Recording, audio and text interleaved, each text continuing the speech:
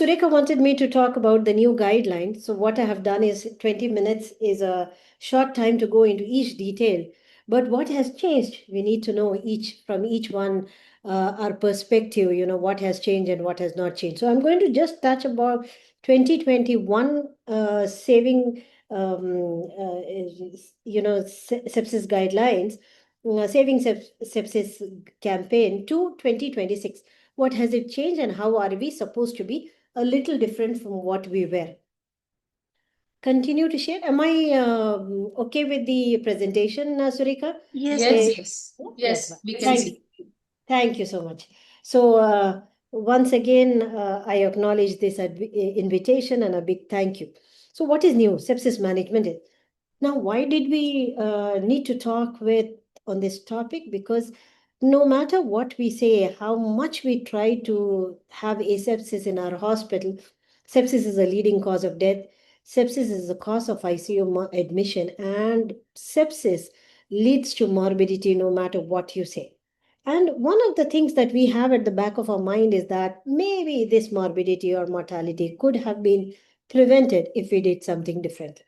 So if we take a look as to what it can cause, it not only causes morbidity to the site where we have operated, or that is our main concern post cesarean section.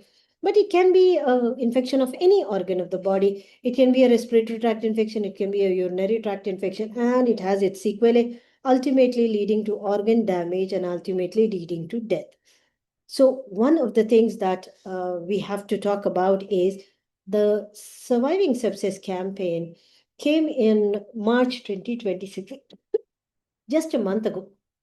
23rd of March, it was released. But two important things that also came in a very recent time was the Andromeda protocol that has come in 2019. And then Andromeda 2 came in November 2025. So we were all thinking, is it necessary that we review these guidelines? Is it necessary that we need to change? What is it different and how is it different? So I'm just going to take you through a very simple case that we find again and again. Okay, 34 weeks of gestation. She comes with fever, chills, and cough for a day. And, these kind of cases are very common in the emergency room when you are sitting. So when you look at the vitals, heart rate is 130. And we think that because she's having fever, that's why her heart rate is high. Her BP is 90 by 50. And then one of them says is that, she has not been drinking enough and that's why her BP is low. Respiratory rate is high again because of the temperature, and SpO2 is 95, and that's the picture. What would you do at this time and how would you categorize it? Is this just infection or is this sepsis or is this septic shock? So when we talk about the burden of sepsis in pregnancy, one of the things that we have to remember is that obesity is increasing. Caesarean delivery rates are increasing. Infection is increasing because antimicrobial resistance is increasing.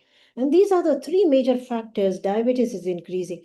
So, no matter what you do, we are finding an increased difficulty in controlling the infection, difficulty in managing it, difficulty in post-op care or any kind of morbidity because obesity is really on the high.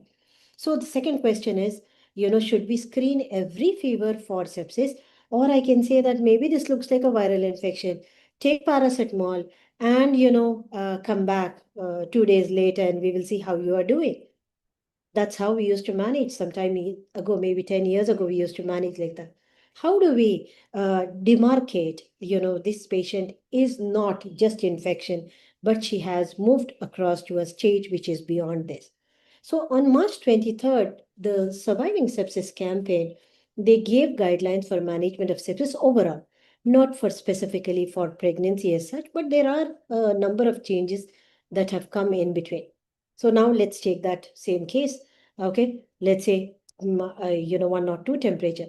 So any fever more than 100.4 degrees centigrade with one abnormal vital sign should be a indication for you to assess her. Let's say if she had come with 99 temperature and her pulse rate was 98, BP was normal, respiratory rate was normal, then I would have just been, okay, fine, let me see how it will be. But if you have fever with more than 100.4 with one abnormal vital sign, put her onto a sepsis pathway, and ask yourself, is there two triggers or more triggers? And do I need to do anything differently? So this is our sepsis pathway, and we have been following mute as the principle. Why? Because we have a handwritten chart. We are not on electronic medium as yet for the vitals and the monitoring, and that's why we find it easier to have this. So has the definition of sepsis changed from 2021 to 2022? Both of them are remaining the same. That is sepsis, life-threatening acute organ dysfunction, then you call it sepsis. If the MAP or the mean arterial pressure is less, we call it septic shock. Or if the lactate is high, we call it septic shock. So that's how you differentiate. But sepsis terminology in this guideline has been definite sepsis, okay, is definite sepsis, probable sepsis, possible sepsis, and unlikely sepsis. So they have demarcated this into four categories, and they are demarcating the management plan based on this. So a small little change that they have put it up is definite sepsis and a probable sepsis or an unlikely sepsis. I will go through it a little bit. Now the second question is, now the woman that came who had come with us, we don't know how to put her into sepsis or septic shock, or which category do we have to put if we don't do an organ dysfunction test or an organ function test. Now, do we do it for all of them? So we had a lot of discussion when we were changing our guidelines. And so what we have is now we have a fever pack. And this fever pack, we have test for finding out the cause of fever, that is dengue, urinary tract infection, or malaria parasite. We do have these common things first. And then what we have included is CBP was there prior also, but we have included SGPT and we have included creatinine. And that allowed us to have include all organ dysfunction or the organ test that we have. Now, morbidity is usually because of organ dysfunction. And if we don't do this test, many people ask me, do we have to do this test? Why can't I wait for 2 days and then get the test done? So we felt that we will have a delay in diagnosis if we don't do these tests. So we incorporated this into our fever pack. So many times when you have young girls onto the emergency room and you ask a fever patient comes, they will write few of the tests and miss out few of the tests.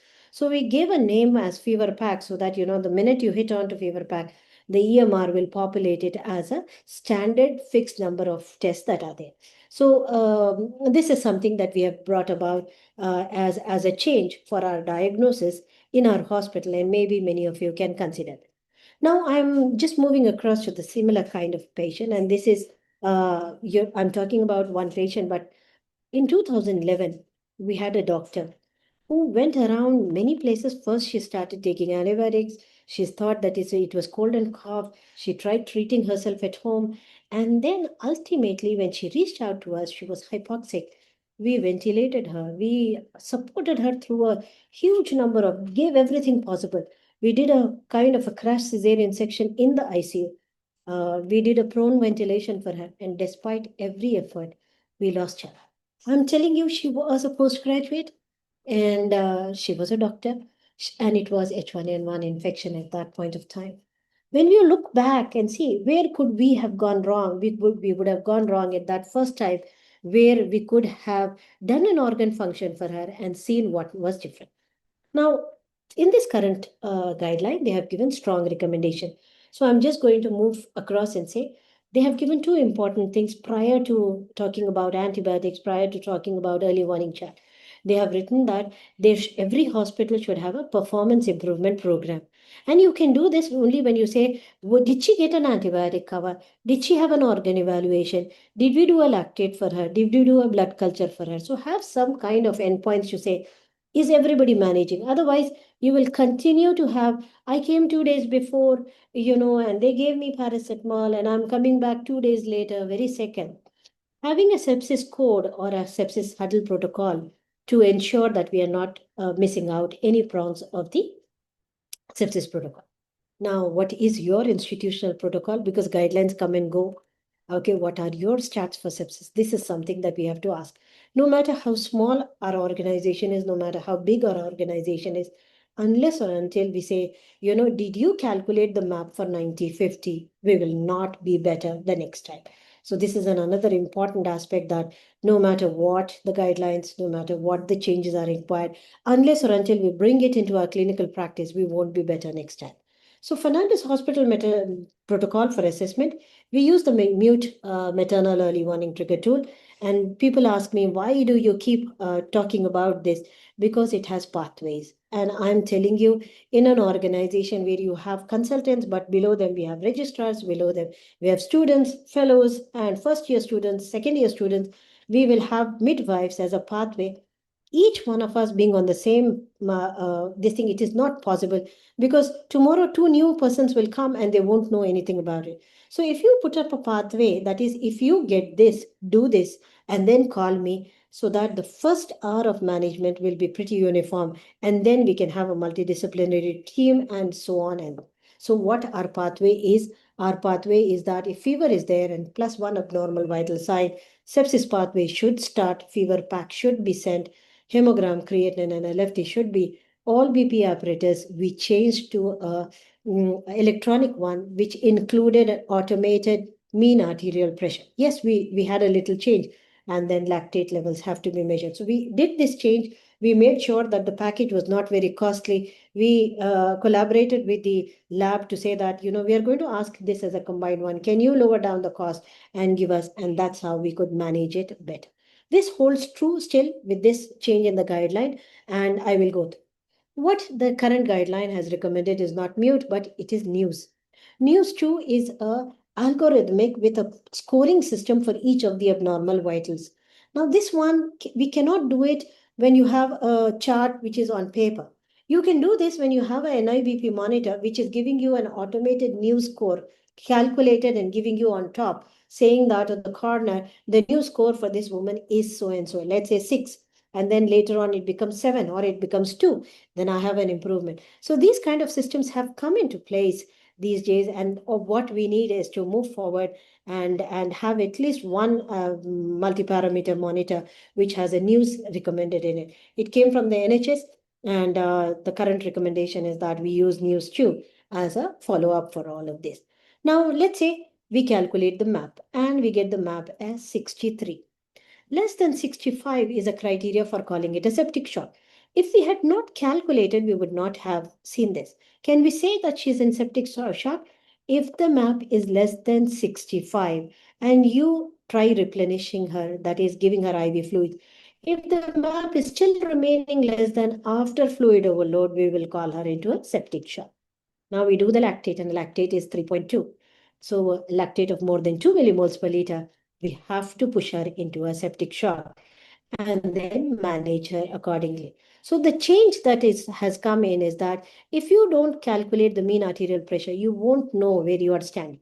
Okay, which antibiotics should be given, how much IV fluid should be given, do we always do a blood culture before? It is very costly. These are very important questions that each one of us asks.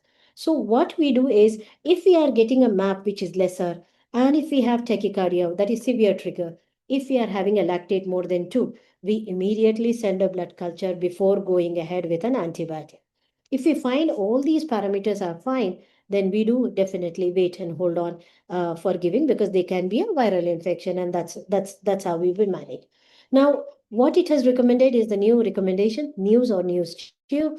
Okay, Muse is also there, but we are following mute. Recommended map of 65 as the target.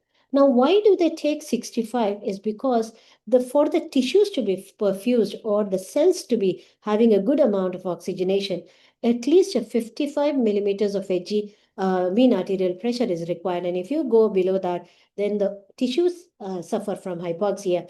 If the tissues suffer from hypoxia, the organs ultimately fail, and that's how you land up into organ dysfunction.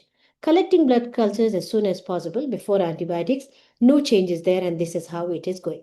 Now they have given a kind of a review where, blood cultures for possible, probable, and definite septic shock, we recommend.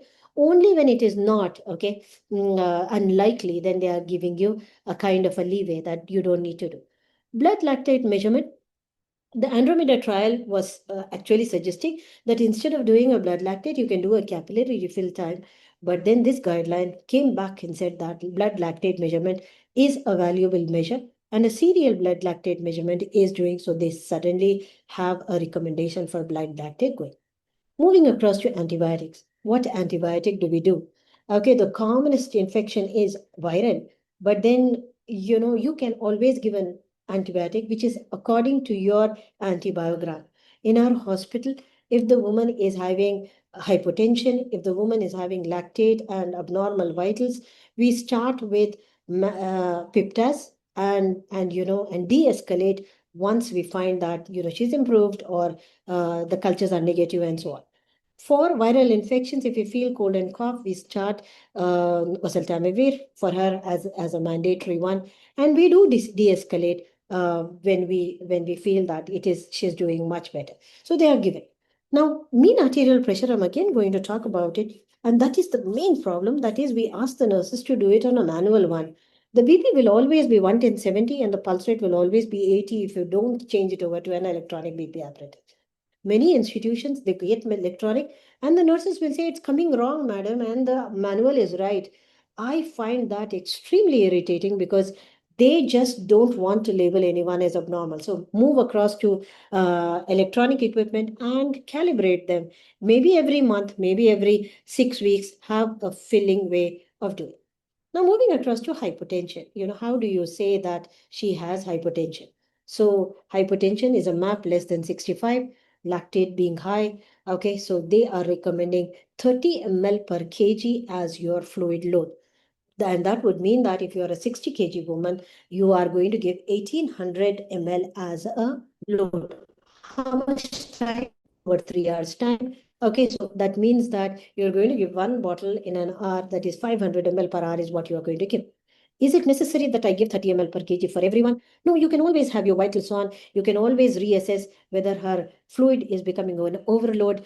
Are there any contraindications? Yes, there are contraindications, especially in cardiac failure and cardiac disease. You would like to be a little careful about this volume overload. Now I'm moving forward. This is usually what happens. They will give Ringalactate 500 ml and then they will write down the orders for 125 ml per hour. So the load that you have given is only 500 ml and then 125 ml per hour becomes the kind of a maintenance. Is this correct? And the answer is no, it is not correct. So ensure that you write orders appropriately. Ringalactate is preferred over normal saline and make sure that you are having. So crystalloids are the preferred ones. Ringalactate is better than normal saline. Okay, and take a look. What they have done in this current guideline is they have given the weight in kgs, and they have given how much for what height you have and how much is the amount of fluid that you are supposed to give as a loading volume, so that we don't have to calculate and sit and calculate at this point. The recommendations for the fluid again are the same. Plasmolite is better if you have isotonic solution or ringalactate when compared to a normal saline. Now, moving across to the maintenance and monitoring of circulation. Sometimes when we put it as a baseline 30 ml per kg, we will have a volume overload. Be careful not to have a volume overload. Have a very strict intake output charts. Do not allow accumulative overload to occur, but just be a little careful so that you don't land her up into pulmonary edema. So, we have capillary filling time or serial lactate we can do. RCT was done and they found that in the capillary filling time Andromeda protocol, they had better outcomes as far as maternal survival was concerned. And the time of hospital stay was also slightly lesser. So this is something that has to be considered because it's a bedside test and we can always have teach people how to do a capillary filling time for all these people who are into this kind. So how do we do it? I'm not going to talk about in detail because of the time that constraints we have, but do read them through October 2025. Andromeda 2 was published, and that's how they said that this might be a better way of assessing if lactate is not available. So many of our peripheries don't have all the facility that they have, and this can be a surrogate marker for capillary refilling time. So what does the guideline say about capillary refill time? They say that use it as an adjunct, not as the only parameter. So we can try using this as. They have given an algorithm for fluid resuscitation and vasopressor. They also have suggested when you should start vasopressors and when you should hold on and not use vasopressor. You starting vasopressors early or prevents organ dysfunction, specifically, the kidneys, specifically the liver, or your lungs. So just make sure that if you feel that you have given a volume load and your BP is not crossing this thing, or it is continuing to fall, start vasopressors, at an appropriate time. It is not necessary that we put a central venous line. We can use it through a peripheral IV line. So this is an added change in the current protocol that we can start from what type of ionotropes. They have been very clear that ionotropes recommendation goes for noradrenaline and not for dobutamine or dopamine as we had done before. So moving across, when should we give antimicrobials? As soon as possible, within 1 hour. But then they have given a small disclaimer here. They have said that if you are into probable sepsis, you can take 3 hours time as to start antibiotics when you want to get the test done. They also have mentioned about prolonged administration of beta-lactams like piptas over a bolus administration. What do you mean? 2 to 4 hours of the dose administration rather than a single snapshot push that we used to have. De-escalation of antibiotics after microbial confirmation is this thing, and I have spoken about the remaining ones for strong recommendation. They also have given a shock is present. I administer antimicrobial therapy immediately within 1 hour. Shock is probable, shock is possible. Then we can wait for 3 hours and then consider. So they have given this algorithm in the same guideline. And I'm going taking you through the guidelines so that we breeze it up and know what is. Now, is procalcitonin or any other biomarker necessary? Not necessary, but when you have a differential diagnosis, when you are not sure, maybe it is a good marker, especially if it is done in a serial way, so that we have. Now, coming back to the in duration of antibiotics, this is something that can be done with consultation with a multidisciplinary team. You can get your physician, you can get your critical care person. What is expected of us and where we go wrong mostly is that first 1 to 3 hours of management that is usually within our purview and where we go wrong sometimes. So they have given recommendations about pathogen-specific diagnostic tests. They have given biomarker-specific antimicrobial guidance and empiric and multi-resistance drug therapy. They have given a guidance and saying that, not much of a change from the previous one. Now, moving across, if you do a manual BP and if you say, I am going to do myself, then what you will find is that you will miss out SpO2. This is another important marker, the reason why you should get an electronic handheld BP apparatus, which you are using for, so it will give you a pulse oximeter, oxygenation value. It will also give you the map, and that's it.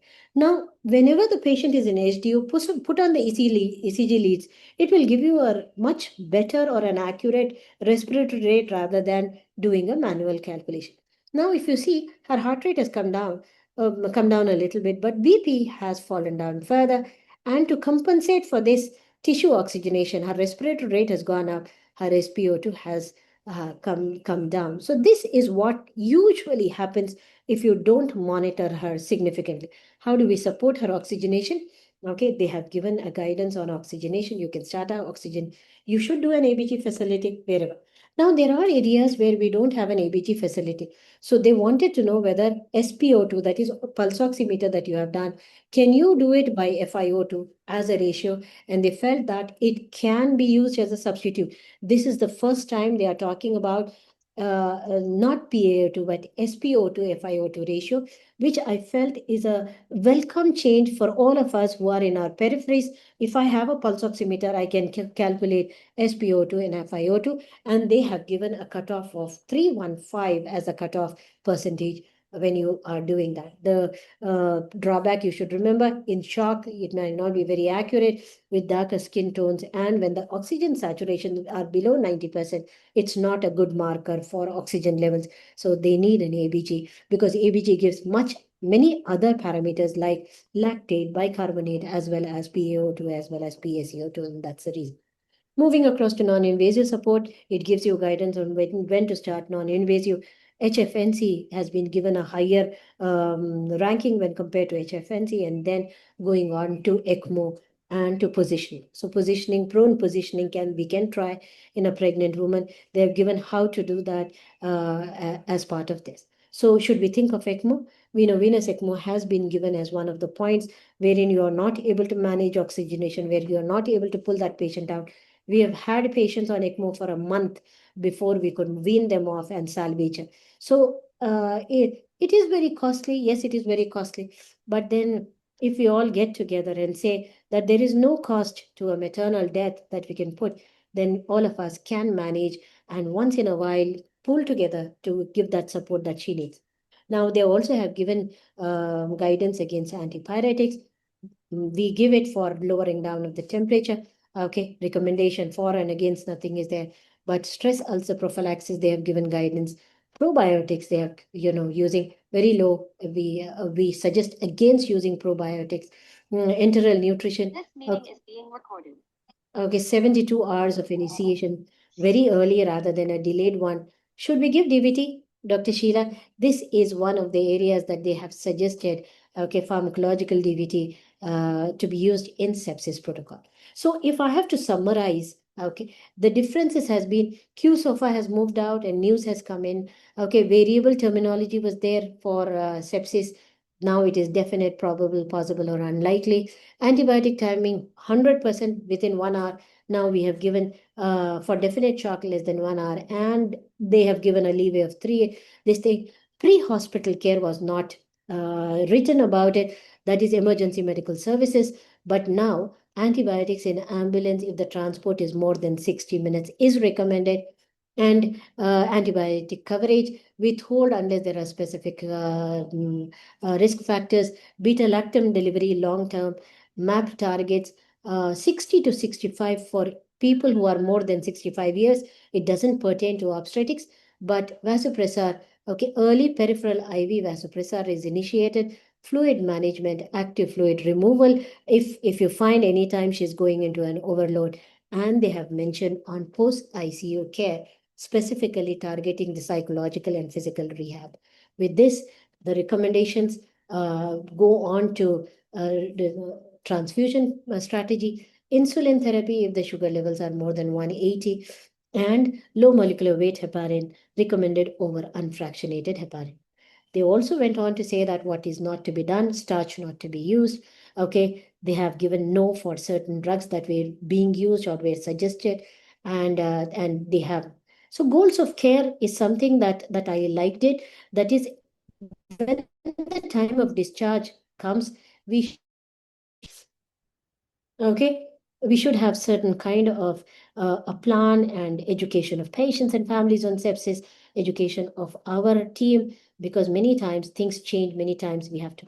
So ultimately, when we come to the bottom line and where do we go wrong, we have to say that easy for all of us to remember. Okay, buffalo is a mnemonic that has stood the test of time. Blood culture, urine output, fluids, and intravenous resuscitation. A is for antibiotics, L is for lactate, and O is for oxygen, preventing hypoxia. So easy to remember. All of us, if we can remember this, small little changes have come, but the basic backbone of sepsis management has remained the same. Thank you so much, Sureka, for inviting me to this talk, and I hope I have done justice to the new guideline that has come up. Thank you so much. Absolutely wonderful, I think. And spellbound, you have kept us, Yes. Nuzat ji. And It was an eye opener, Dr. Nuzat. I mean, really, in our practice, if we see patients of fever, they also underplay it, and Yes, sometimes, I mean, yes, it is our ignorance. I yes, mean, I really learned a lot that we should never take fever lightly whenever any pregnant woman walks in our clinic. We should put our foot down. I mean, that yes, is the mantra. yeah. Because over the specifically, chairpersons, I think we have Dr. and Nima okay, Bindu. may I add in? What we felt was previously we were not putting dengue as one of the parameters. And in our fever pack, we actually put in NS1 antigen as one of the parameters, because the management plan of dengue is very, very different. So getting the hospital together and asking for a pack which subsidizes each of the tests to and also prevents one miss, two miss, or something like that, it would be so much better. Thank you.